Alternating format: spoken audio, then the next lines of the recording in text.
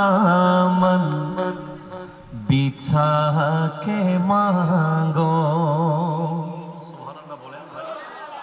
तुम अपना दामन बिछा के मांगो हुजूर देंगे जरूर देंगे तुम्हारे चादर बिछिएছে নাও নবীজি দেবেন তিনি তো দেবেন ইয়া রাসূলুল্লাহ ইয়া হাবিবাল্লাহ বলো ইয়া রাসূল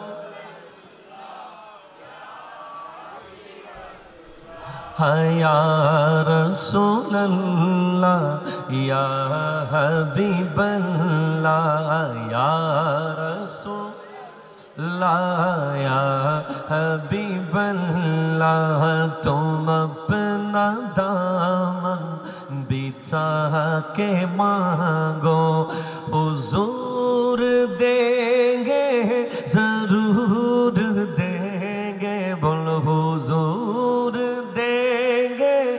जरूर देंगे दिलों को कांचा बना के मांगो हुजूर देंगे जरूर देंगे बोलो हुजूर जरूर देंगे या रसूलल्लाह या हबीब ला करीम आका अजीम दाता के दर पे कोई कमी नहीं है करीम आका अजीम दाता के दर पे कोई कमी नहीं है गदाओं आंसू बहा के मांगो हुजूर देंगे जरूर देंगे हुजूर जरूर देंगे या रसूलल्लाह या हबीबल्लाह या ईमानी जज्बानी पढ़ें या रसूलल्लाह या हबीबल्लाह जहाँ से मौला अली ने मांगा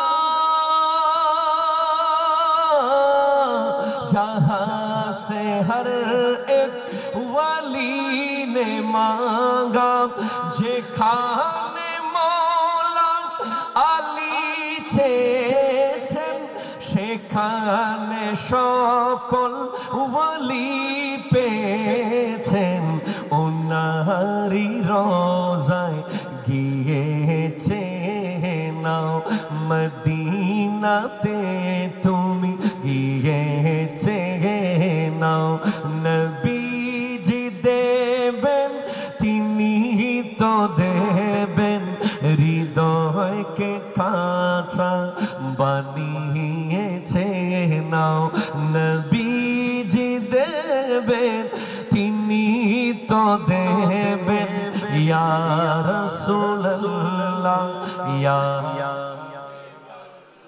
बोलो या रसूलल्लाह या हबीबल्लाह रसूल अकरम की नात खालिद ज़माने भर को सुना चुके हो रसूल अकरम की नात खालिद ज़माने भर को सुना चुके हो नबी को अब तुम सुना के मांगो नबी को अब तुम सुना के मांगो हुजूर देंगे जरूर हुजूर देंगे जरूर जरूर देंगे या रसूल अल्लाह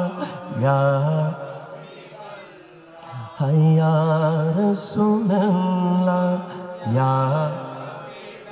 চিৎকার দিয়ে বলেন সুবহানাল্লাহ। शायर लास्टे गए बोलছে उन्हीं से मजबूत कर लो नाते, just make your relation stronger. उनार साथे तोमार सम्पर्क कठिन भावे मजबूत करो। Please concentrate. उनार साथे तोमार सम्पर्क कठिन भावे मजबूत करो। कार साथे करबो? সম্পর্ক তো বদলে যেতে বেশিক্ষণ লাগে না, ঠিক কিনা কথা বলেন? দেখেন নাই আপনারা? দেখেন নাই মনে হয়? ছিলেন না বাংলাদেশে? সম্পর্ক বদলে গেল একটি পলকে। এই যুবক জোরে বলো, ঠিক কিনা বলো? হ্যাঁ, তাই সম্পর্ক করার সময় এখন আর আগের মতো করিও না বাবা। उन्हीं से मजबूत कर लो नाते, उनके साथ अपना रिलेशन बिल्डअप कर लो। जो दे के एहसान नहीं जताते, जिन्हें किछु देवार परे दिएछि बोले खोटा देय ना। आरो जोरे बोलते होबे सुबहानाल्लाह। Just imagine now 8 PM, এখন 8টা বেজেছে মনে করে আপনারা মাহফিল শুনেন, 12টা বাজছে মনে করে শুনলে শয়তান আপনাকে চেপে ধরবে। সেজন্য মনে করেন জাস্ট 8টা বেজেছে মাত্র, চাঙ্গা হয়ে রাত শুরু হয়েছে, ঠিক কিনা বলেন? কারণ হয়তোবা this is the last opportunity of your life, the day will not come again. এটা আপনার জীবনের শেষ মাহফিলও হতে পারে, আমার জীবনেরও শেষ প্রোগ্রাম হতে পারে। আমরা তো প্রতিদিনই শেষ প্রোগ্রাম মনে করে বেরোচ্ছি। আমি ঢাকা খিলগাঁও জুমার নামাজ পড়িয়ে সরাসরি এসেছি আপনাদের এখানে। বৃষ্টির কারণে গাড়ি স্পিডে চালানো যাচ্ছিল না, তাহলে আরও আগে আসতে পারতাম। তো মনে করেন যে শেষ প্রোগ্রাম, এটা মনে করে যদি বসতে পারেন তাহলে দিলে কিছু যাবে, ঠিক কিনা বলেন? কানে যাওয়ার দরকার নাই, দিলে যাওয়ার দরকার।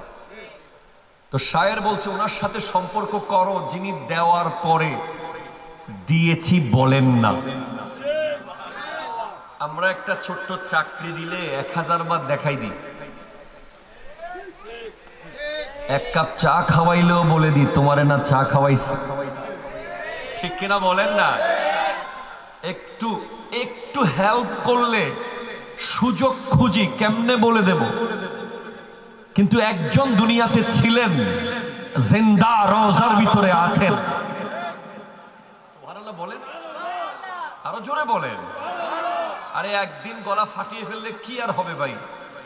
যিনি আমাদেরকে कुरान मिला उनके सदके, रमजान मिला उनके सदके, ईमान मिला उनके सदके, रहमान मिला उनके सदके। যিনি আমাদেরকে কোরআন চিনিয়েছেন, যিনি রমজান চিনিয়েছেন, যিনি রহমান চিনিয়েছেন, যিনি ঈমান চিনিয়েছেন, কিন্তু বলেননি আমি দিয়েছি, আমি করেছি। নামাজ শিখিয়েছেন, রোজা শিখিয়েছেন, হজ শিখিয়েছেন, যাকাত শিখিয়েছেন, মুমিন বানানো শিখিয়েছেন, মুমিনকে বাঁচানো শিখিয়েছেন। আর কাল হাসরের মাঠে বলবেন ভরকে জোলি মেরে সরকার নে মুস্কুরা কর কহা और क्या चाहिए বল আজকে আর কি লাগবে? জান্নাত যিনি আমাদেরকে এনে দেবেন আমার দয়াল নবী, ঠিক কি না? কথা বলেন, কথা বলেন। ইকো অফ করতে বলো, সরে গেলে ইকো দিবা। You are so talented I think. So যেটা বলছিলাম, আজকের মাহফিলের এইম ঠিক করতে হবে আগে। কেন বসেছি, ঠিক কিনা বলে? কেন বসলাম? মাহফিল অনেক হয়, তবে এই 5-6 দিন 10 দিনের ব্যাপারগুলোর পরে মাহফিল, এখান থেকে অনেক শেখার আছে, ঠিক কিনা কথা বলে? শিখতে আপনাকে হবেই, না হলে দুনিয়া আপনাকে শিখিয়ে দেবে। আপনাকে পরিবর্তন নিজেকে করতেই হবে, না হলে পরিবেশ আপনাকে পরিবর্তন হতে বাধ্য করবে। ঠিক কিনা বলেন? সেজন্য আপনি কেন বসলেন? বসার একটাই উদ্দেশ্য, সম্পর্ক ওনার সাথে করব, যে সম্পর্ক ক্ষমতা চলে গেলে চলে যায় না। ঠিক কিনা কথা বলেন? যে সম্পর্ক পাওয়ার চলে গেলে চলে যায় না, যে সম্পর্ক কবরেও থাকে, যে সম্পর্ক হাসরের মাঠেও থাকবে, যে সম্পর্ক জান্নাতেও থাকবে, ওনার সাথে সম্পর্ক কিভাবে করব, সেই রাস্তাটা কোন দিকে, সেই মোবাইল নাম্বারটা কত, ওনার ঠিকানা কোথায়, উনি আছেন কোথায়, সেটা জানতেই আজকের মাহফিল। ঠিক কিনা কথা বলেন? সুতরাং প্লিজ কথা বলবেন।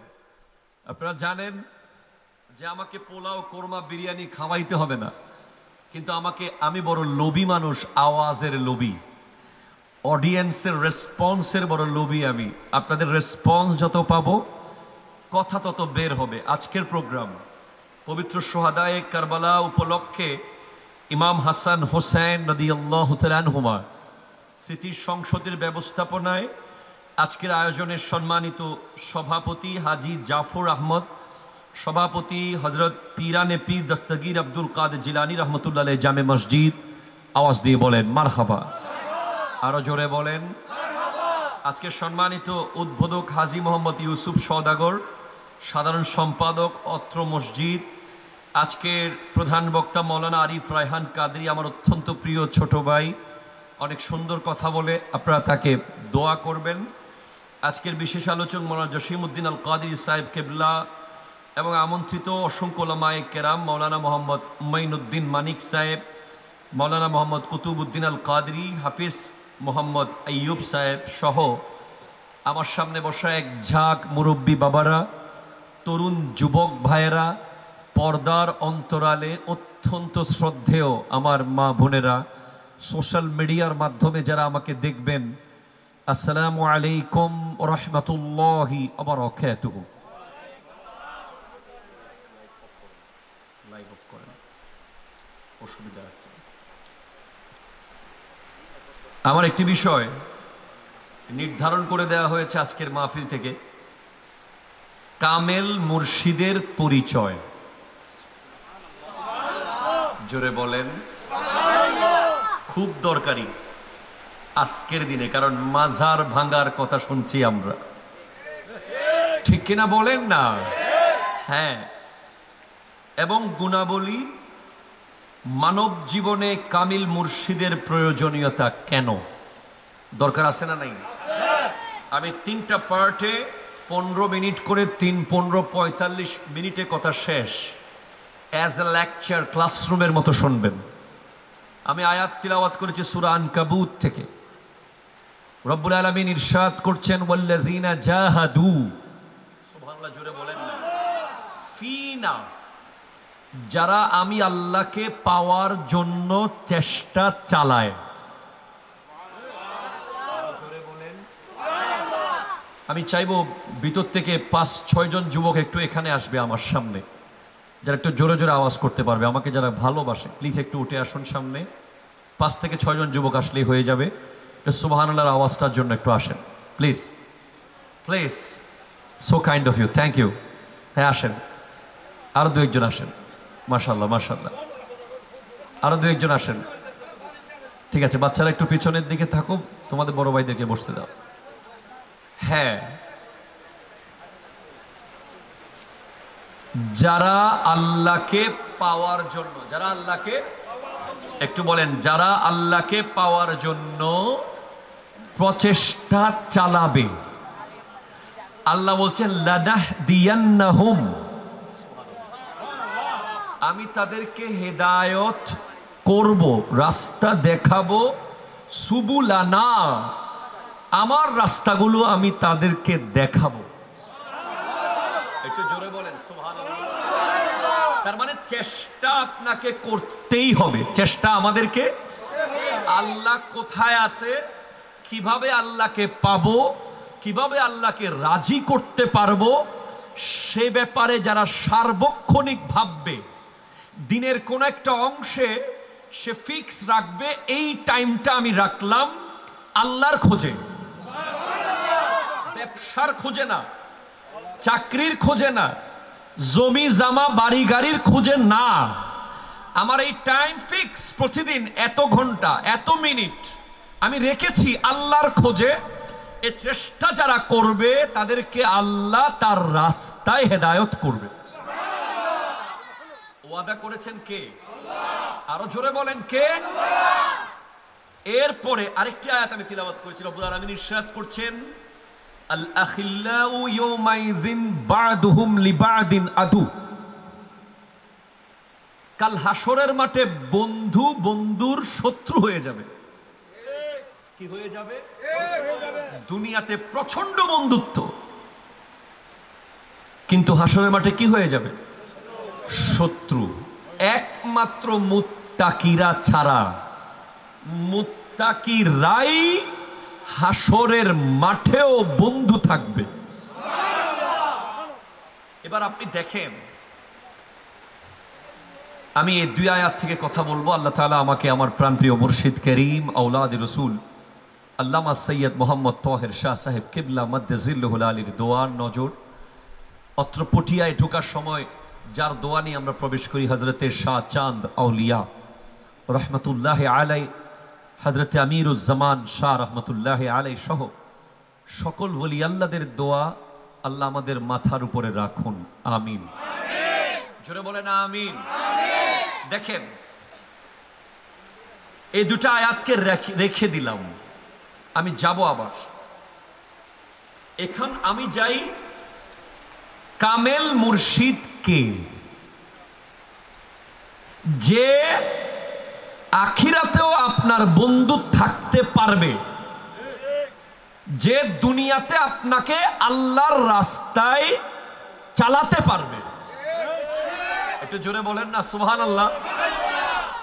দুইটা কথা বলেছি, এক, যে দুনিয়াতে আপনাকে আল্লাহর রাস্তায় চালাতে পারবে, এক বিন্দু পরিমাণ রোড আপনি পাল্টাবেন না, পাল্টাতে তিনি দেবেন না, এবং যিনি আখিরাতে আপনার জন্য যা করা দরকার সুপারিশ সাথে রাখা, আখিরাতে আপনাকে ছেড়ে না যাওয়া, এই ক্ষমতা যার আছে তিনি কামেল মুর্শিদ। এটা হচ্ছে কোরআন সুন্নাহর মূল কথা। তবে হ্যাঁ, কামেল মুর্শিদ হয় কিভাবে? একটা লম্বা চেয়ার নিয়ে নিলাম, দুইটা লম্বা লম্বা কাপড় গায়ে দিলাম, 20-30 জন লোক সাথে নিয়ে ঘুরলাম, কামেল মুর্শিদ নয়। কামেল মুর্শিদ কে? আল্লামা তৈয়ব শাহ রহমতুল্লাহ আলাইহিকে জিজ্ঞেস করা হয়েছিল। উনি বলেছিলেন, যেই ব্যক্তি, যেই মুর্শিদ তার গোটা জিন্দেগি সুন্নাতে মুস্তাফার উপরে কাটাতে পেরেছে, তিনি কামেল মুর্শিদ। কিসের উপরে কাটাতে পেরেছে? সুন্নাতে মুস্তাফা। এটা তৈয়ব শাহ রহমতুল্লাহ আলাইহির কথা। আবার আপনি যদি যান, একজন ওলি, কামেল ওলি কে, এই কথায় যদি আপনি যান, কাশফুল মাহজুব দাতা হেজবেরির লেখা, সেখানে আছে আল ওয়ালিয়ু হুয়া সাবিরু তাহতাল আমরে ওয়ান নাহি। কামেল পীর, কামেল ওলি তিনি যিনি আল্লাহর সকল আদেশ, সকল নিষেধের উপরে একটা হু পর্যন্ত না করে, একটা আফসোস পর্যন্ত না করে সব সময় আল্লাহর সকল বিধানকে মাথা পেতে নিতে পারে, তিনি কামেল পীর। তিন, কামেল পীর কে? ইমাম মালিক রহমতুল্লাহ আলাইহি।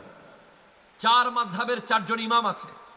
ইমাম আবু হানিফা রহমতুল্লাহ আলাইহি, ইমাম শাফিঈ রহমতুল্লাহ আলাইহি, ইমাম মালিক রহমতুল্লাহ আলাইহি, ইমামুদ দারিল হিজরা, যিনি মদিনাতুল মুনাওয়ারায় যার বাড়ি, যিনি মদিনার রাস্তা দিয়ে হাঁটার সময় মদিনাতুল মুনাওয়ারার দেয়ালকে চুমু দিতেন, খেজুর গাছকে চুমু দিতেন, অলি গলির বালু কণাকে চুমু দিতেন। ওনাকে জিজ্ঞেস করা হতো, আপনি এত বড় মাযহাবের ইমাম, আপনি দেয়ালকে কেন চুমু দেন? আপনি খেজুর গাছ কেন চুমু দেন? আপনি মদিনার বালু কেন চুমু দেন? উনি বলে যে এজন্য চুমু দিই, হয়তো এই গাছ আমার নবীকে দেখেছে, হয়তো এই দেয়ালের দিকে আমার নবী তাকিয়েছেন, হয়তো এই বালু কণা আমার নবীর কদমে লেগেছে, সেজন্য চুমু দিই। আমরা তো বাংলাদেশ থেকে জীবনে কতবার হজে যাই, যাদের টাকা আছে অনেকবার হজে যাই, অথচ উনি ওনার বাড়ি মদিনাতুল মুনাওয়ারা, উনি মক্কাতুল মুকাররমায় প্রত্যেক বছর চাইলে হজ করতে পারতেন না, উনি জীবনে হজ করেছেন শুধু একবার। কেন? ফরজ হজ একবার করতে গিয়েছেন। সবচেয়ে দ্রুত হজের কাজ শেষ করে উনি ঘোড়া চালিয়ে চলে এসেছেন। প্রশ্ন করা হলো কেন দৌড়ে চলে গেলেন? বলে কারণ আমার মত মক্কাই হোক এটা আমি চাই না, আমি চাই আমার মরণ মদিনাতুল মুনাওয়ারায় আমার নবীর রওজার পাশে হয়ে যাক। শুধু তাই না, উনি যখন প্রস্রাবের হাজত হতো, আল্লাহু আকবার, পৃথিবীতে কেমন কেমন আশেক দুনিয়া ছেড়ে চলে গেছে। প্রস্রাবের যখন হাজত হতো উনি ঘোড়া চালিয়ে মদিনার হেরমের বাইরে গিয়ে প্রস্রাব করে আসতেন, পায়খানা সেরে আসতেন। প্রতিদিন এভাবে কত দূরে গিয়ে প্রস্রাব পায়খানা সারতেন। নিজের বাড়িতে কোনো বাথরুম রাখেননি নিজের জন্য, কারণ এই জমিনে নবীজি শুয়ে আছেন বলে। ওনার কাছে জিজ্ঞেস করা হচ্ছে, বলেন কামেল ওয়ালি, কামেল পীর চিনব কিভাবে? উনি বলছেন মান তাফাক্কাহা। আরো জোরে বলেন সুবহানাল্লাহ। মান তাফাক্কাহা, এগুলো আপনাদের শোনা দরকার, কারণ বাংলাদেশে বর্তমানে হক্কানি অলির চেয়ে ভণ্ড অলির বাজার গরম। ঠিক কিনা কথা বলেন? এই আরো জোরে বলেন, কথা বলেন ঠিক কিনা? আমরা কখনো ভণ্ডদের পক্ষে ছিলাম না। আমরা আহলে সুন্নাত ওয়াল জামাত ভণ্ডামির বিরুদ্ধে সবসময় সোচ্চার। ওরসের নামে নাচ গান, রং তামাশা, মেলা, নাগর দোলা, এই বিষয়গুলোকে আমরা কখনো সাপোর্ট করি না। তবে যারা হক্কানি ওয়ালি, তাদের শানে এক লাইন যদি কেউ বিদ্রুপ করে, তাদের মাজারে যদি একবার কেউ চোখ তুলে তাকায়, ওই চোখ আমরা রাখবো না। ঠিক কিনা কথা বলে? আমরা ভণ্ডামির বিরুদ্ধে, হকের পক্ষে। যারা এই বাংলাদেশের মানুষকে ইসলাম দিয়েছে, যারা এই বাংলাদেশের মানুষকে, এই দেশ ছিল ধর্মপাল, জয়পাল, লক্ষণ সেন, বল্লাল সেন, 12 ভূঁইয়া হিন্দু রাজত্ব ছিল এই দেশে। সেখানে আল্লাহর ওয়ালিরা, শাহজালাল ইয়েমেনি, শাহ পরান, শাহ আমানত, মোল্লা মিসকিন, শাহ সুলতান বলখি, শাহ সুলতান রুমি, শাহ মখদুম রূপস, হযরতে মোহসেন আউলিয়া, হযরতে বদর আউলিয়া, হযরতে শাহ চাঁদ আউলিয়া, হযরতে কাতাল শাহ, হযরতে আহমদুল্লাহ কাদরি, সুবহানাল্লাহ জোরে বলেন না, হযরতে আমিরুজ জামান শাহ, এভাবে আল্লাহর প্রিয় ওয়ালিরা এদেশের মানুষকে মুসলমান বানিয়েছে। ঠিক কিনা কথা? সুতরাং মাজারের ব্যাপারে কথা বলার সময় পৃথক করে বলতে হবে। হক্কানি ওয়ালির মাজারে যেতে পারবেন জিয়ারত করতে, অন্য কোন নিয়তে যদি যান তাহলে আল্লাহ যুদ্ধ ঘোষণা করেছে। যারা আল্লাহর ওয়ালির বিরুদ্ধে যাবে, শত্রুতামি করবে, তাদের সাথে যুদ্ধ করবেন কে? আরো জোরে বলেন কে? ভণ্ড আছে না নাই? জোরে কথা বললে আছে না নাই? অবশ্যই ভণ্ড আছে। আমরা সমস্ত ভণ্ডামির বিরুদ্ধে একমত। যারা মনে করে আমরা ভণ্ডামির সাথে, তারা ভুল, তারা অন্ধের স্বর্গে বাস করছে। ঠিক কিনা কথা বলে? আমরা মাজারে সিজদা করাকে হারাম মনে করি। ঠিক কিনা বলে? আমরা মাজারওয়ালাকে খোদা মনে করি না, মাজারওয়ালাকে খোদার বান্দা মনে করি। আমরা ওয়াসিলা নি, তার সামনে গিয়ে আল্লাহর কাছে চাই। আল্লাহ আমার দিকে না তাকিয়ে ওনার দিকে তাকিয়ে হলেও তুমি দিয়ে দাও। ঠিক কিনা কথা বলেন? কেন উনি এই প্লেসে গেলেন কিভাবে, এই মকাম পেলেন কিভাবে? বাবা আগে শুনেন, ইমাম মালিক রহমতুল্লাহ আলাইহি বলছেন যে হক্কানি ওয়ালি কে? মান তাফাক্কাহা, যে ইলমে ফিকহ শিখলো। জোরে বলেন না? ইলমে কি শিখলো? ফিকহ। ওয়ালাম ইয়াতাসাওয়াফ, কিন্তু ইলমে তাসাউফ তথা সুফিবাদের জ্ঞান, তরিকতের জ্ঞান শিখলো না। ফাকাত তাফাসসাকা, সে ফাসেক হয়ে যাবে, সে ফাসেক, সে পথভ্রষ্ট হয়ে যাবে। ওয়ামান ইয়াতাসাওয়াফা ওয়ালাম ইয়াতাফাক্কাহ, যে আবার সুফিবাদের জ্ঞান শিখলো কিন্তু ইলমে ফিকহ জানে না, ফাকাত তাজান্দাকা, সে জিন্দিক হয়ে যাবে, ধর্মদ্রোহী হয়ে যাবে, যে কোনো সময় নাস্তিক হয়ে যাবে। একজন প্রথমে বলেছেন যে ইলমে ফিকহ জানে মানে আলেম, কিন্তু তরিকত জানে না, সে ফাসেক হয়ে যাবে।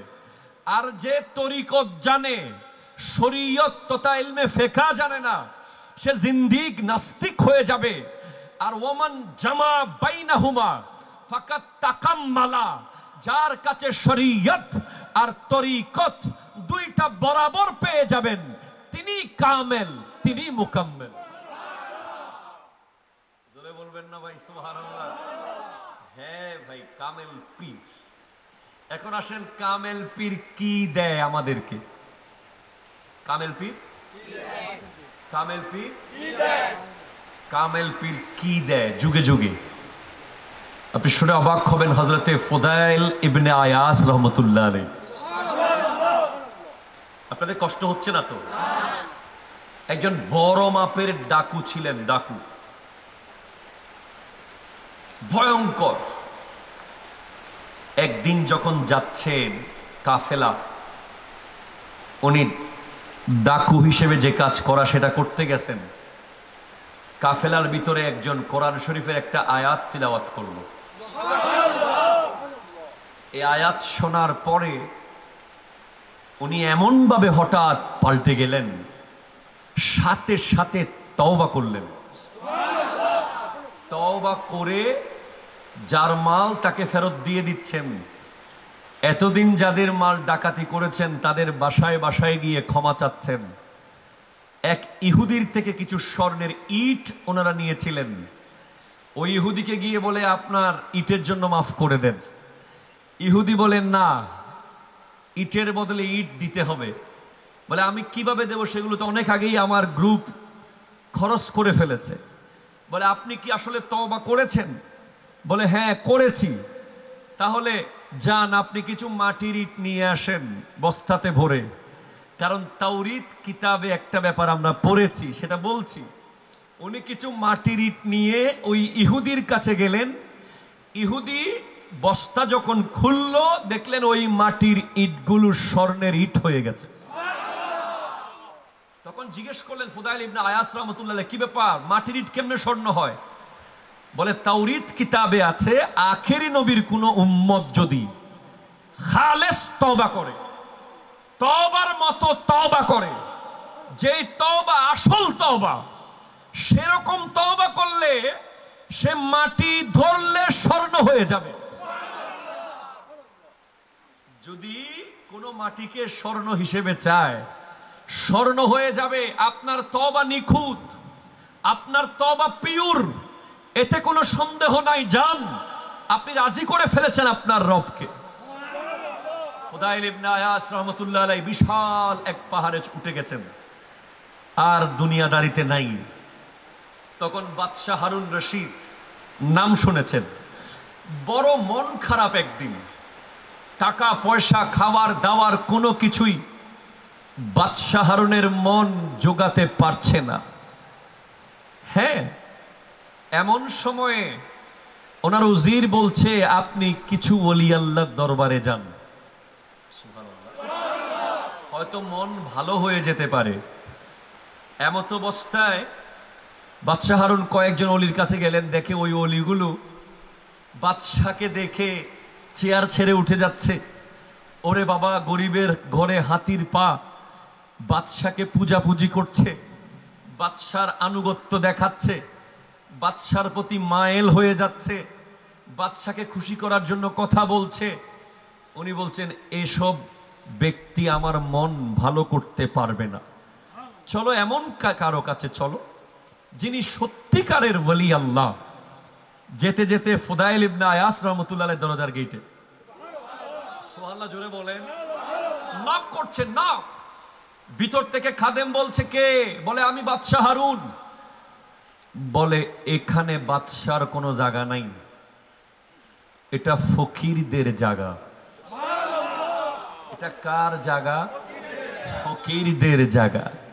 বাদশাহ হারুন রশিদ দাঁড়িয়ে আছে বাইরে। অনেকক্ষণ পর ভিতর থেকে বলছে যে হুজুর আপনার সাথে দেখা করতে রাজি আছে, তবে বাতি জ্বলবে না, অন্ধকারে। ফুদাইল ইবনে আয়াস রাহমাতুল্লাহ আলাইহি নেমে আসলেন। অন্ধকারে দেখা হলো, দেখা হয়নি, কথা হচ্ছে। বাদশাহ হারুন বলে হুজুর আমার মন কোনোভাবে ভালো হচ্ছে না, ভিতরে একটা ছটপটানি চলছে, কিছু একটা বলুন যে আমার মনটা ভালো হয়ে যায়। বলে বাদশাহ হারুন আপনি আল্লাহর কর্জ শোধ করে দেন। দুনিয়ার কেউ আপনার কাছে কর্জ পাবে না, আপনি বাদশাহ, সবাই সবার কাছে আপনি পাবেন, কিন্তু আল্লাহ আপনার কাছে কর্জ পাবে। বলে কেমন? বলে আপনি যে বাদশাহী করতে গিয়ে নামাজ, জিকির, আজকার সবকিছুর মধ্যে প্রচেষ্টা আপনি চালিয়েছেন, এরপরেও কখনো কোনো জায়গায় মিস্টেক হয়েছে কিনা খেয়াল করেন। আল্লাহর কর্জ শোধ করলেই আপনার মন ভালো হয়ে যাবে। বলে হুজুর আমার প্রশ্ন হলো আপনি আমার চেহারা কেন দেখছেন না, বাতি কেন বন্ধ করে রাখলেন? বলে কারণ আপনার চেহারা যদি দেখি আমার মন চাইবে বাদশাকে রাজি করার জন্য কিছু বলি, আমি সেজন্য আপনার চেহারা দেখতে চাই না। আমি তো আপনাকে যা বলবো আল্লাহর জন্য বলবো, সেজন্য আপনাকে খুশি করার জন্য যদি আমি একটা লাইন বলি, এতদিন সাধনা করে আমি যেই মোকাম পেয়েছি, আল্লাহর নৈকট্য লাভের জন্য আমি সব ছেড়ে এসেছি, আমি যদি কিছুক্ষণের জন্য আপনাকে সন্তুষ্ট করতে ব্যস্ত হয়ে যাই, আমার আল্লাহ আমার উপর নারাজ হয়ে যাবে। কামেল পীর হলো তিনি যিনি কোন নেতা, লিডার, বস, পয়সাওয়ালা, কোটিপতির পূজা করে না, সবার সামনে হক কথা বলে। ঠিক কিনা কথা বলে? হাত তুলে বলেন ঠিক কিনা বলে। আপনি শুনে অবাক হবেন, আল্লামা তৈয়ব শাহ রহমতুল্লাহ আলাইহি যিনি বানিয়ে জশ্নে জুলুসে ঈদ মিলাদুন নবী, উনি একবার জামিয়ার মাঠে এক প্রোগ্রামে, তখন সরকারে আছে এরশাদ সাহেব, হোসাইন মোহাম্মদ এরশাদ সাহেব, উনি স্টেজে।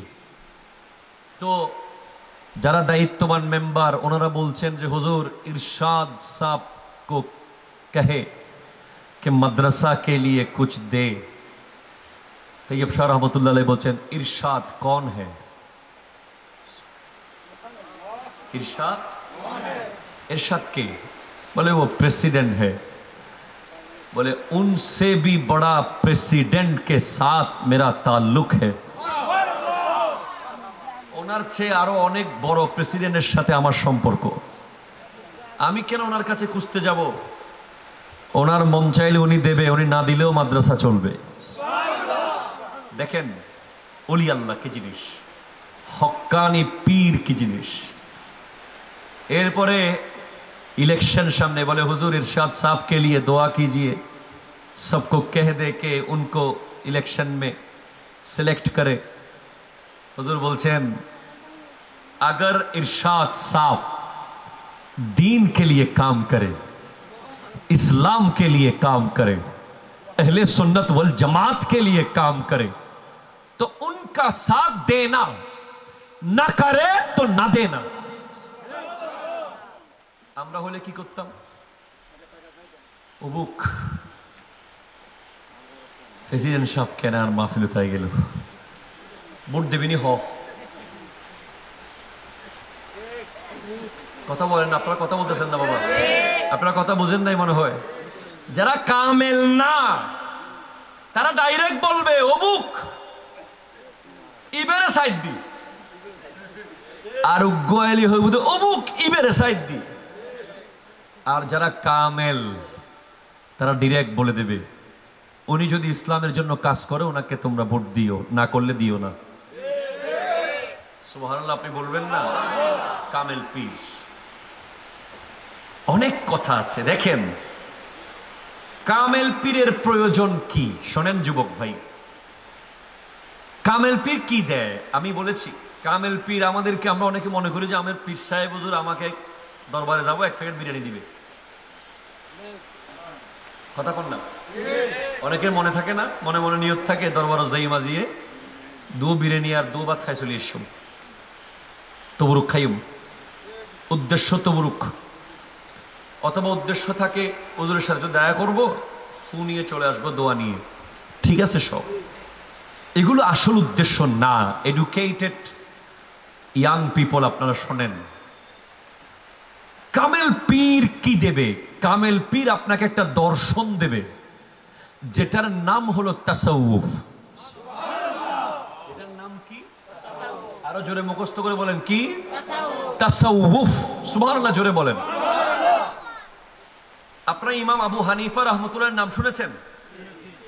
উনি 4 মাযহাবের মধ্যে সবচেয়ে বড় ইমাম, ঠিক কিনা কথা বলেন? যার অনুসারী বিশ্বের সবচেয়ে বেশি। ওনার কি দরকার ভাই পীরের? উনি তো আমার নবীর অসংখ্য সাহাবাকে দেখেছেন, সাহাবায়ে কেরামের পিছে উনি নামাজ পড়েছেন। উনি এমন ব্যক্তি যিনি 500 আয়াত থেকে কোরআনের 70,000 মাসলা বের করেছেন। যিনি একটা গাছকে যদি স্বর্ণ বলতেন এটা স্বর্ণ প্রমাণ করার ক্ষমতা ওনার ছিল। এত বড় আলেম 3000 আয়াত থেকে মাসলা বের, 3000 হাদিস থেকে মাসলা বের করেছেন, 500 আয়াত থেকে মাসলা বের করেছেন। ইমাম আবু হানিফা রাহমাতুল্লাহ আলাইহি, নোমান ইবনে সাবিত রাদিয়াল্লাহু তাআলা আন, ওনার কি দরকার পীরের? এরপরে উনি বলছেন লাউলা সানাতান লাহালাকান নোমান, আমি যদি 2টা বছর ইমাম জাফরে সাদেক রাদিয়াল্লাহু তাআলা আনহুর সান্নিধ্যে না থাকতাম, ওনাকে পীর না মানতাম, আমি আবু হানিফা ধ্বংস হয়ে যেতাম। আল্লাহু আকবার। এত বড় ইমাম হয়ে উনি বলছেন আমি 2 বছর যদি ইমাম জাফরে সাদেক রাদিয়াল্লাহু তাআলা আনহুর সান্নিধ্যে না থাকতাম আমি ধ্বংস হয়ে যেতাম। খাজা মঈনুদ্দিন হাসান সঞ্জরি রাহমাতুল্লাহ আলাইহি, যিনি বাবা মার দিক থেকে হাসানি হোসাইনি, যার রক্তে ইমাম হুসাইন পাকের রক্ত আছে, ইমাম হাসানে মুজতবার রক্ত আছে, যিনি মাওলা আলীর বেটা, ফাতেমাতুজ জাহরার বেটা, ওই নসল দিয়ে যিনি এসেছেন, যার প্রজ্ঞা, যার জ্ঞান, যার বাবা সৈয়দ গিয়াসউদ্দিন রাদিয়াল্লাহু তাআলা, যার মা উম্মুল ওয়ারা মাহে নূর, যার চেহারা দেখে এই ভারতে 1 কোটি মানুষ কাছাকাছি ইসলাম কবুল করেছে। চেহারা দেখে দেখে। ওনার কি দরকার পীরের ভাই? ওনার কি দরকার ছিল পীরের? এত বড় জাত, এত বড় পরিবারের সন্তান, যার পরিবারের সব আওলাদ রাসূল, এরপরেও তিনি 10 বছর খিদমত করেছেন পীর হযরতে খাজা উসমান হারওয়ানি। পীরের বোঝা মাথায় নিয়ে নিয়ে 10 বছর ঘুরেছেন। কেন? কারণ পীর লাগবেই। আপনি মনে করতেছেন আপনি পীর ধরেন নাই, ধরেছেন। এদেশে পীর ধরে নাই, এ পৃথিবীতে এমন কোন মানুষ নাই।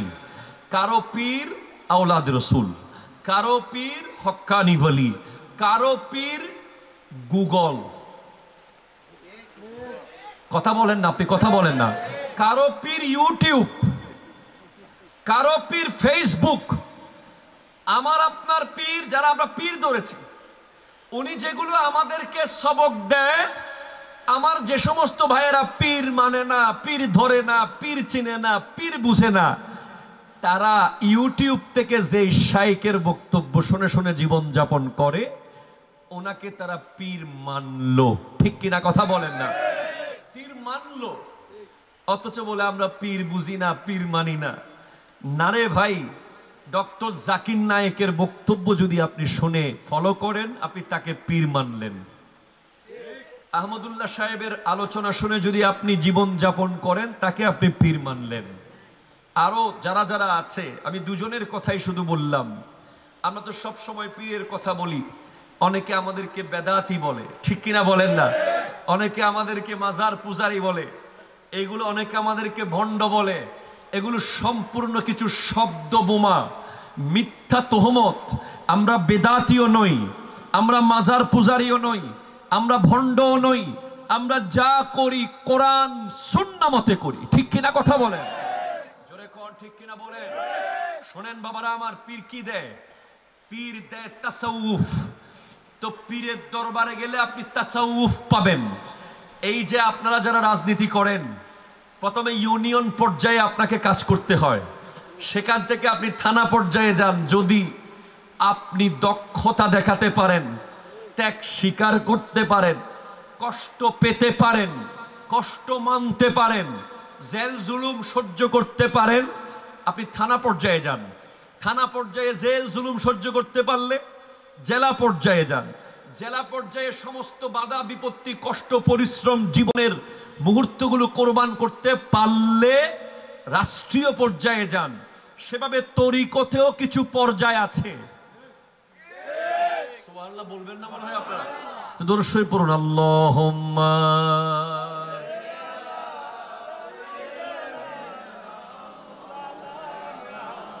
ওয়া আলা আলি সাইয়্যিদিনা সুবহানাল্লাহ ওয়ালহামদুলিল্লাহ লা ইলাহা লা ইলাহা লা ইলাহা ইল্লাল্লাহ। জোরে সুবহানাল্লাহ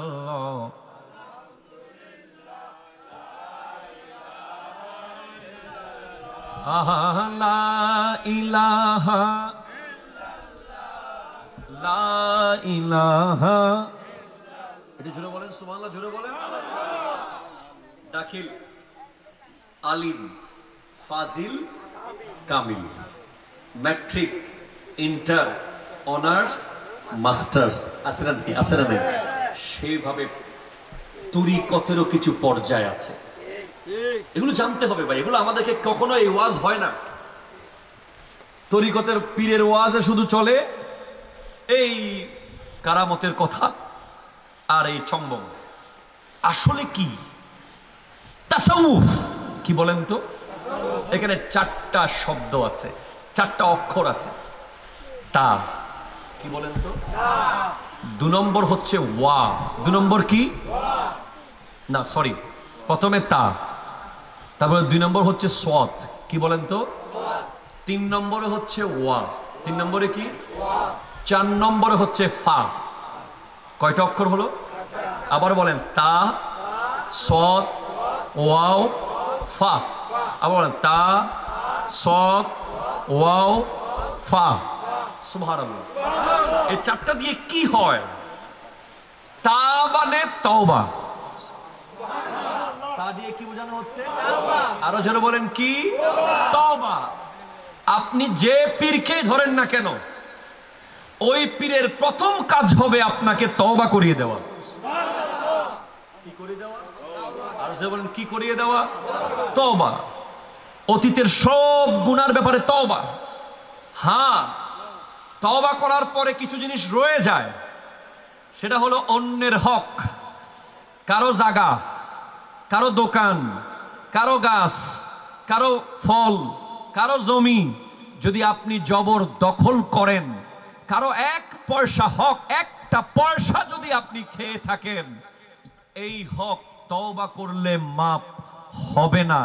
যে ব্যক্তির হক নিয়েছেন তার কাছে ক্ষমা চাইতে হবে, না হলে 1 টাকার বিনিময়ে 1 কোটি রাকাত নামাজ, 100 হজের সওয়াব আপনাকে কিয়ামতের মাঠে তাকে দিয়ে দিতে হবে। সেজন্য পীর যখন তওবা করায়, খালেস তওবা, যেই তওবার মাধ্যমে অতীতের সব গুনাহ মাফ হয়ে যায়, কিন্তু অন্যের হক মাফ হবে না। হাদিসে পাকে আছে তওবার প্রথম স্টেপটা কি? কষ্ট হচ্ছে আপনাদের? তওবার প্রথম স্টেপ হচ্ছে অনুতপ্ত হওয়া। অনুতপ্ত। আমাদের দেশে দেখবেন না কিছু মানুষ আছে থাপ্পড় মারার পরেও কোনো অনুশোচনা নাই, আঘাত ঘুষি মেরে দিয়েছেন, ভিতর থেকে কোনো ফিলিংস হচ্ছে না, তার মানে আপনার এখানে কালো কালো হয়ে গেছে, এখানে আলোর কোনো চিহ্ন নাই, এটা পাথর হয়ে গেছে, পাথর। ইন্না মিনাল জাসাদে লামুদগাতুন, নবীজি বলছেন মানুষের শরীরে একটা গোশতের টুকরা আছে, ইজা সালুহাত সালুহাল জাসাদু কুল্লুহু, ওই গোশতের টুকরা যদি পরিষ্কার থাকে গোটা শরীরটা পরিষ্কার। আপনি দামি কাপড় পরেন বা না পরেন, আপনি ছেঁড়া কাপড় পরেন, ময়লা হলেও কাপড়ে আপনার শরীর পরিষ্কার যদি এই গোশতের টুকরাটা পরিষ্কার থাকে। ওয়া ইজা ফাসাদাত ফাসাদাল জাসাদু কুল্লুহু, এই গোশতের টুকরা যদি অপরিষ্কার হয়ে যায় তাহলে গোটা বডি অপরিষ্কার। যদি আপনি ল্যান্ড ক্লোজার প্রাডুতে চড়তেছেন, যদি আপনার গায়ে ওয়ান ম্যান শোর খুশবু আসতেছে, যদি আপনার পরনে ওই দামি দামি স্যুট আর বুট আর টাই আছে, এরপরেও আপনি নাপাক, কারণ আপনার গোশতের টুকরাটা নাপাক। যেই গোশতের টুকরাটা সাবান দিয়ে ধোয়া যায় না, যে গোশতের টুকরাটা হুইল পাউডার দিয়ে ধোয়া যায় না, যে গোশতের টুকরাটা ধুইতে হলে তরিকতের অনুসারী হতে হয়, আর তওবার মাধ্যমে সেটা পরিষ্কার হয়। কিসের মাধ্যমে পরিষ্কার হয়? আল্লাহ হিয়া আল কলব, সেটা হলো আমাদের কলব। সেটা আমাদের কি? কলবকে কখনো পানি দিয়ে ধোয়া যায় না, কলবকে বৃষ্টির পানি দিয়ে ধোয়া যাবে না, কলবকে সাবান দিয়ে ধোয়া যাবে না। কলব যদি পরিষ্কার করতে চান, তওবা তওবা তওবা করতে করতে কলবকে পরিষ্কার করতে হবে। ঠিক কিনা? কথা জোরে বলে তওবা। আর যাদের কলব গোটা কালা হয়ে গেছে, কালো, আমি কি বুঝাইতে, কথা শোনা যাচ্ছে আপনাদের কাছে? কোনো অসুবিধা তো হচ্ছে না? এই যে চশমা আছে না, চশমা আমি খুলে ফেলেছি, আমি এখন ব্লার দেখছি, ব্লার। এটা দিলেই আমি আপনাদেরকে ফ্রেশ দেখছি। এখানে একটা আয়না আছে না, দুইটা আছে না? নেই? এগুলো মূলত মাটি থেকে বানানো হয়েছে, মাটি থেকে। সমস্ত গ্লাসগুলো প্রথমে মাটি ছিল, মাটিকে পিউরিফাই করতে করতে, পরিষ্কার করতে করতে মেশিন গ্লাস বানায়। সেই গ্লাসের ভিতরে পাওয়ার দেওয়া হয়, সেই পাওয়ারি গ্লাস চোখে দিলেই মানুষ ফ্রেশ দেখে। সেম এই গ্লাসের উপরে যদি এখন একটা দাগ দেন আপনি কালো, আমি মোটামুটি দেখবো উপরে নিচে দেখা যাবে, 2টা 3টা 4টা 5টা 6টা 7টা 10টা দাগ যদি দিয়ে ফেলেন, আমি আর দেখব এই গ্লাস পাল্টাতে হবে। সেম আমরা যখন একটা গুনাহ করি, হাদিসে আছে আমাদের কলবে একটা দাগ পড়ে যায়। 2টা গুনাহ করলে 2টা দাগ, 3টা গুনাহ করলে 3টা দাগ। যতক্ষণ বুঝেন, খেয়াল করেন, আপনার ভিতরে অনুতপ্ততা থাকবে।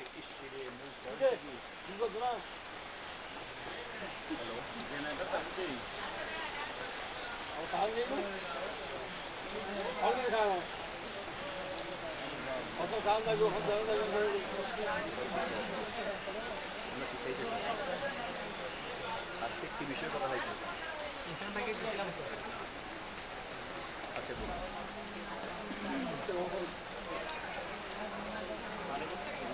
ঠিক আছে, দরকার নেই।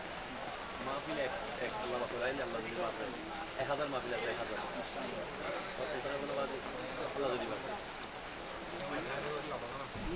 নামাজে যুবক ভাইয়েরা ফেসবুক ইউটিউব করে ফুটবল খেলা দেখছে, ইমাম খুতবা দিচ্ছে, আমরা দেখেছি যুবক ভাই, মনে রাখবেন আপনার আমার যত যুবক ছিল, আরে নবীকে দেখলেই তো জাহান্নাম হারাম।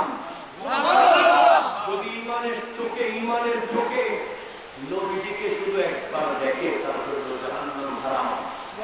এরপরেও একবার বেগানা নারীর দিকে তাকানোর পরে এত অনুতপ্ত হয়েছে। আর আমরা তো নবীজিকে দেখি নাই। আমরা কিসের পাওয়ারে দুনিয়াবাজ হয়ে গেছি, কিসের পাওয়ারে আমরা আজকে ফেসবুক, ইউটিউব বিভিন্ন কিছুর মধ্যে অশ্লীল দৃশ্য নিয়ে ব্যস্ত, কিসের পাওয়ারে আমার নামাজের টাইমে আড্ডায় ব্যস্ত, কিসের পাওয়ারে কার অনুমতিতে আমরা নামাজের টাইমে ফুটবল খেলায় ব্যস্ত, নামাজের টাইমে ক্রিকেট ম্যাচে ব্যস্ত, নামাজের টাইমে বিয়ে বাড়িতে ব্যস্ত। কে আমাদেরকে বলেছে যে আমাদেরকে কবর থেকে বাঁচাতে পারবে, হাসরের মাঠে বাঁচাতে পারবে? না না না, যুবক ভাই ফিরে আসুন, হক্কানি আল্লাহর দামান ধরুন, কোরআন সুন্নাহর পথে আসুন। কবরে আমার, কবরে আমি, আপনার কবরে আপনি। ঠিক কিনা কথা বলে? আমরা বর্তমানে বাংলাদেশে অনেকগুলো ঘরের নাম শুনতেছি, বিভিন্ন ঘর, যে ঘরগুলোতে নাকি পানি নাই, বাতাস নাই, আলো নাই, কিছু নাই। খবর এসছে আরো ভয়াবহ। ওই ঘরগুলোতে পানি বাতাস নাই, এরপরে কত ভয়ঙ্কর আমরা বিবরণ, কত ভয়ঙ্কর বিবরণ শুনছি, তাই লোম খারাপ হয়ে যাচ্ছে। আর খবর তো ওই জায়গা যেখানে 99টা সাপ থাকবে, যেখানে 99 স্নেকস, 99টা সাপ এট এ টাইম থাকবে। আরে ভাইজান, আমাদের কারো বেডরুমে যদি একটা সাপ ঢুকে, গোটা রাত ওই সাপকে মারার আগ পর্যন্ত, ওটাকে ঘর থেকে বের করার আগ পর্যন্ত আমাদের ঘুম আসবে না। অথচ বেডরুম তো অনেক বড়, সাপ ওইদিকে গেলে আমি এইদিকে আসতে পারবো, সাপ ওইদিকে গেলে আমি এইদিকে আসতে পারবো। অন্তত সাপের সাথে কিছুক্ষণ দৌড়াদৌড়ি করা যাবে। কিন্তু খবর, আমার শরীরের সমান খবর, এই কবরে যদি অন্তত 2টা সাপও থাকে, এই কবরে কি ডানে দৌড় দেবো না বামে দৌড় দেবো? কাকে ডাকবো? কে শুনবে? এই তুমুল বৃষ্টির ভিতরে কবরস্থানের মানুষগুলো কেমন আছে? এই কঠিন অন্ধকারে কেমন আছে? কে খবর নিচ্ছে? তাদের রেখে যাওয়া বাড়িতে আমরা নিয়ে একটু ঘুমাই যাবো, তাদের রেখে যাওয়া গাড়িতে আমরা চলবো, তাদের রেখে যাওয়ার ক্ষমতা নিয়ে আমরা বাহাদুরি করবো। তাদের কবরে এখন কেউ গিয়ে কি? এই রাত এখন বাঁচতেছে 1:23, এখন কোন মানুষ কবরের পারে গিয়ে বাবার কবরের পাশে দাঁড়ানো দূরের কথা, বসা তো দূরের কথা, তাকালেও না। রাত 10টার পরে যদি বলো কবরস্থানে চলো, যেতে আমরা প্রস্তুত না। অথচ সেই কবরে আমাদেরকে কোটি কোটি বছর থাকতে হবে। একটা ঘর, ছোট্ট কামরা, ডানিরও দেয়াল, বামেরও দেয়াল, সামনে দেয়াল, পেছনে দেয়াল, কেউ আওয়াজ শুনবে না, কেউ শুনলেও যাবে না, সবাই টেকনিক মনে রাখে। এরপর দুনিয়া আপন নদীতে চলে। তাই নিজের দিশা নিজে ঠিক করুন। নিজে কবরে যাওয়ার আগে যেভাবে বর্ষাকাল আসার আগে ছাতি কিনেন, যেভাবে অফিসে যাওয়ার আগে অফিসের ড্রেস তৈরি করেন, যেভাবে ভাত খাওয়ার আগে বাসন রেডি করেন, সেভাবে কবরে যাওয়ার আগে আমল রেডি করেন। হক্কানি আল্লাহর দামান ধরেন, শয়তানের সাথে যুদ্ধ ঘোষণা করেন। আল্লাহ আমাদের আজকের মাটিতে কবুল করুন। আমিন। আমল করার তৌফিক দান করুন। আমিন। হালাল খাবেন, নামাজ পড়বেন, বাবার খিদমত করবেন। রাত 1টায় 1.5 ঘন্টা আলোচনা হয়ে গেছে। আমি আজকে এখানে শেষ করবো ইনশাআল্লাহ। ভবিষ্যতের মধ্যে শুরু করে আরো বিস্তারিত কথা বলবো। ওমা আলাইনা ইল্লাল বালাগ ওয়া আখিরু দাওয়ানা আলহামদুলিল্লাহি রাব্বিল আলামিন। والسلام عليكم ورحمة الله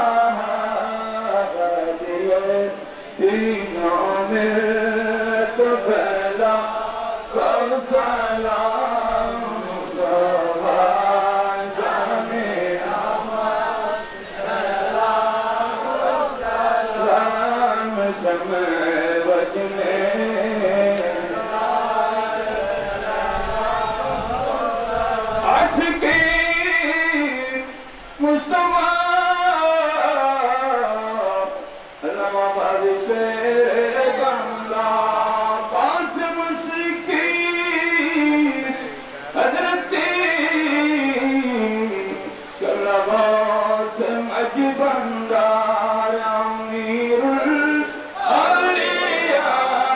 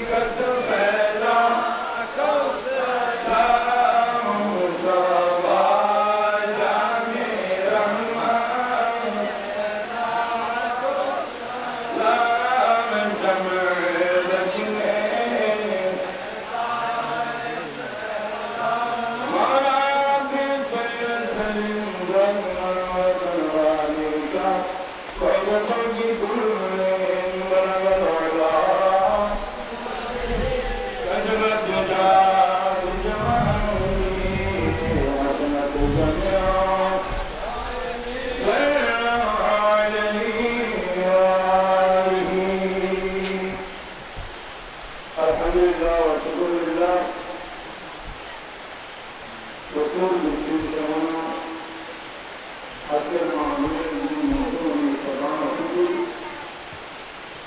আপনাদের সম্মানিত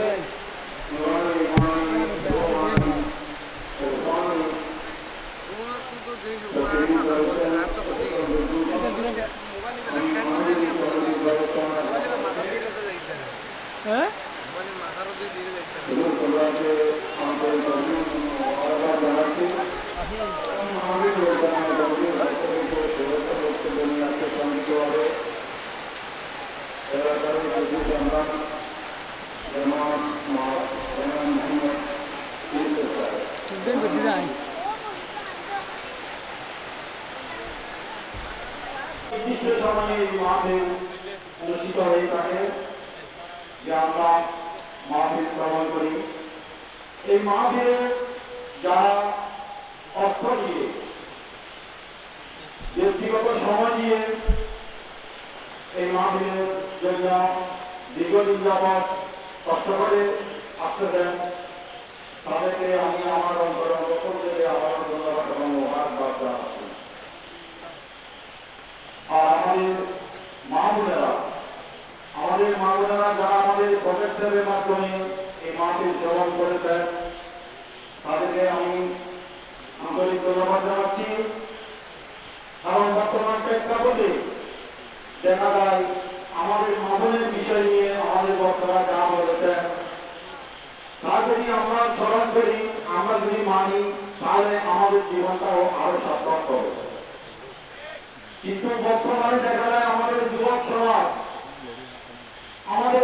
সমাজ বর্তমানে মোবাইল নিয়ে যেভাবে তৎপর হয়ে আছে, মোবাইল থেকে বিভিন্ন ধরনের ছবি দেখে, বিভিন্ন কিছু শিখে, তার মধ্যে যদি আমরা আমাদের কোরআন হাদিসের আলোকে যা আমাদের জীবনে চলার জন্য এগুলি যদি আমরা মোবাইল থেকে শিখি, মাহফিল থেকে শিখি, তাহলে আমাদের জীবনটা সার্থক হবে। আর যদি আমরা এগুলি না দেখে যদি বিকল্প পথে নিয়ে বিকল্প কিছু শিখি, তাহলে আমাদের জীবনটা ধন্য হবে না। আমাদের জীবনকে ধৈর্য করতে হলে কোরআন হাদিসের আলোকে যা দরকার তা আমাদেরকে অবশ্যই স্মরণ করতে হবে এবং জানতে হবে, মানতে হবে, বুঝতে হবে, করতে হবে। মাঝে মধ্যে আমি আপনাদেরকে বিরক্ত করে থাকি যে আমাদের মসজিদে মাঝে মধ্যে বিষয় নিয়ে কিছু আলাপ আলোচনা করে থাকে আপনাদের কাছে, হয়তো আপনারা অনেকেই বিরক্ত বোধ করেন। সেটা বিষয়ে আমি আজকে কিছু আপনাদের সম্মুখে বলতে চাই। আমাদের বক্তারা যা বলেছেন হয়তো তার মধ্যে আমার বলার মধ্যে কিছু না কিছু কি মিলামিল আছে।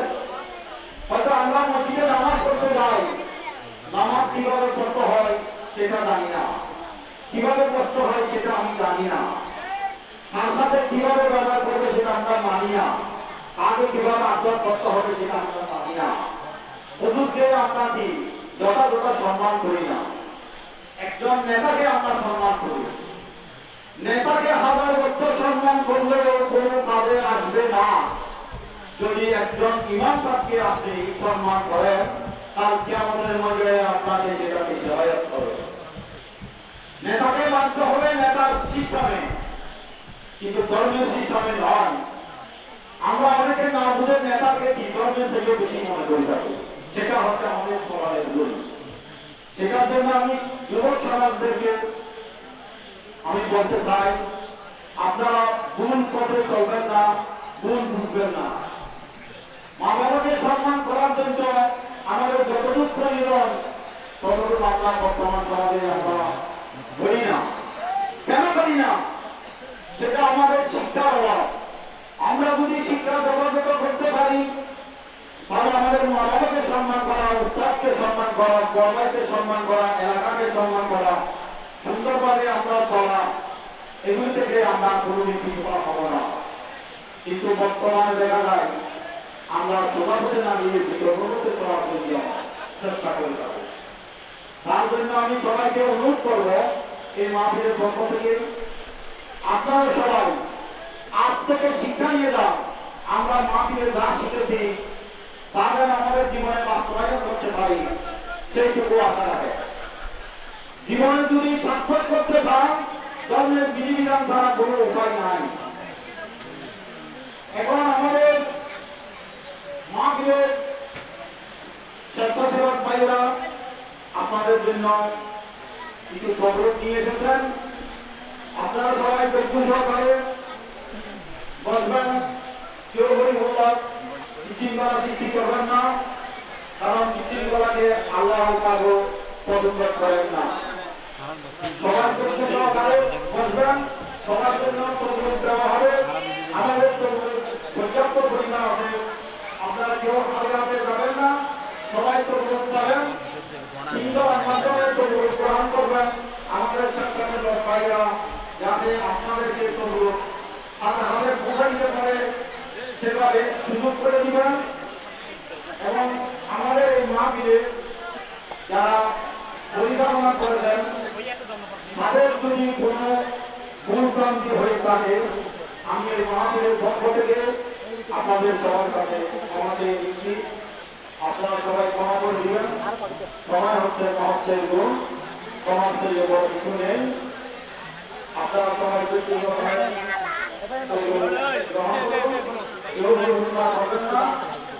একজনের পিছনে আমারও কোনো চেষ্টা করবেন না।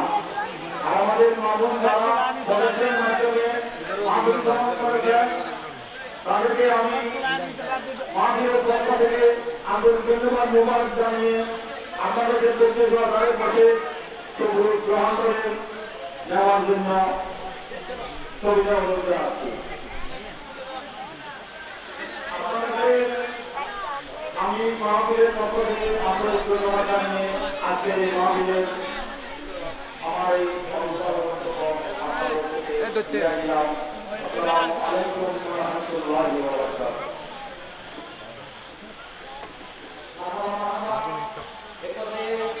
সভাপতি সমাজের বক্তব্য নিয়ে আসার জন্য আমরা জানাচ্ছি আজকে মাহফিলের সম্মানিত সভাপতি হযরত পিরান ফেজরী আব্দুল কাদের জিলানী জামে মসজিদের সম্মানিত সভাপতি আলী মোহাম্মদ আবরাম। আজকে সম্মানিত ও আমার সুপ্রিয় সবাইকে আন্তরিক ধন্যবাদ জানাচ্ছি।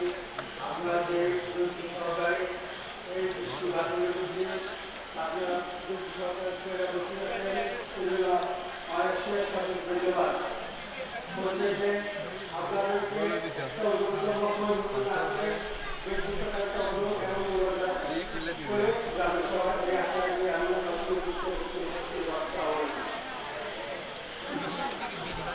والعاقبة للمتقين والصلاة والسلام على سيد الأنبياء والمرسلين وعلى آله وأصحابه أجمعين.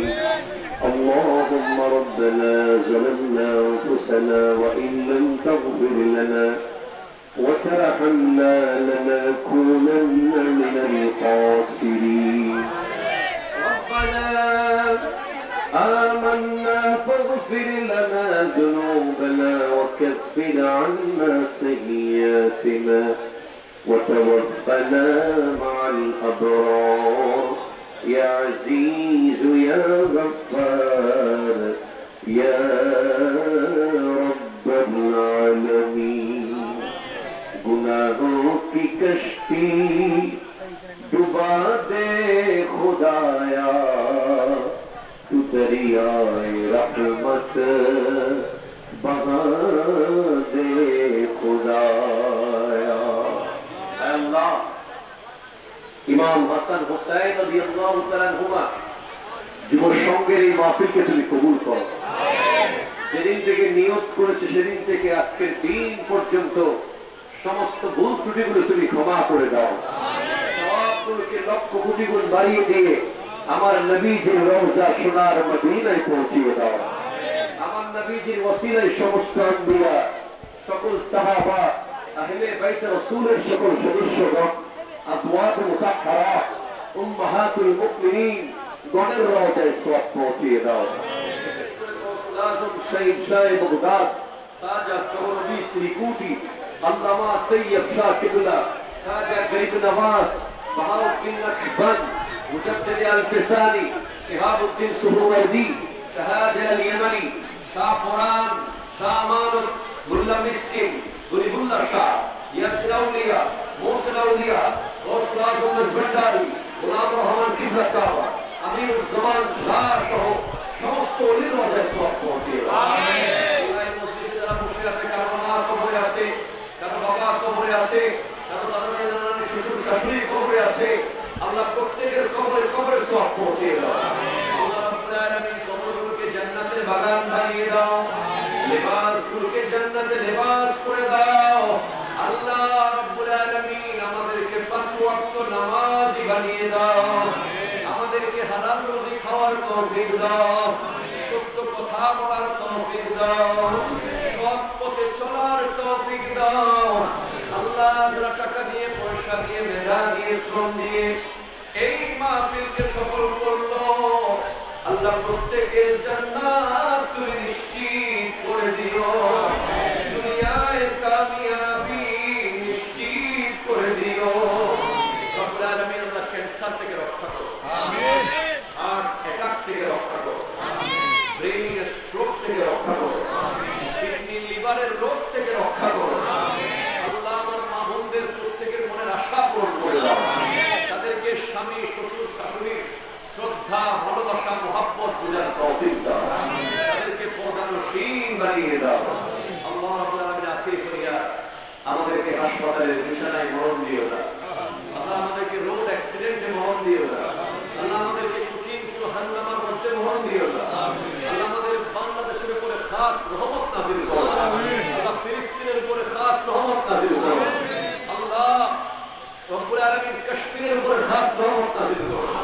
আল্লাহ যেদিন দুনিয়া থেকে চলে যাব, কারো হক যেন মাথার উপরে না থাকে, কারো পাওনা যেন আমাদের কাছে না থাকে, সমস্ত পাওনাদারের পাওনা টাকা পয়সা, জায়গা জমি ফেরত দিয়ে আমার নবীর চেহারা দেখে দেখে হাউসে কাউসারের পানি পান করে করে নবীজির নূরানি রওজার আমিনায় কাবাতুল্লাহর গিলাফ চুমু দিতে দিতে আল্লাহ তুমি আমাদের মুখে কালিমা জারি করে দিও, আমিন। আল্লাহ তুমি আমাদের মুখে কালিমা জারি করে দিও। আল্লাহ কালিমা তোমার কাছে আমানত, যেদিন আমরা দুনিয়া থেকে বিদায় নেব, আল্লাহ তুমি আমাদের মুখে সে আমানত ফেরত দিয়ে দিও।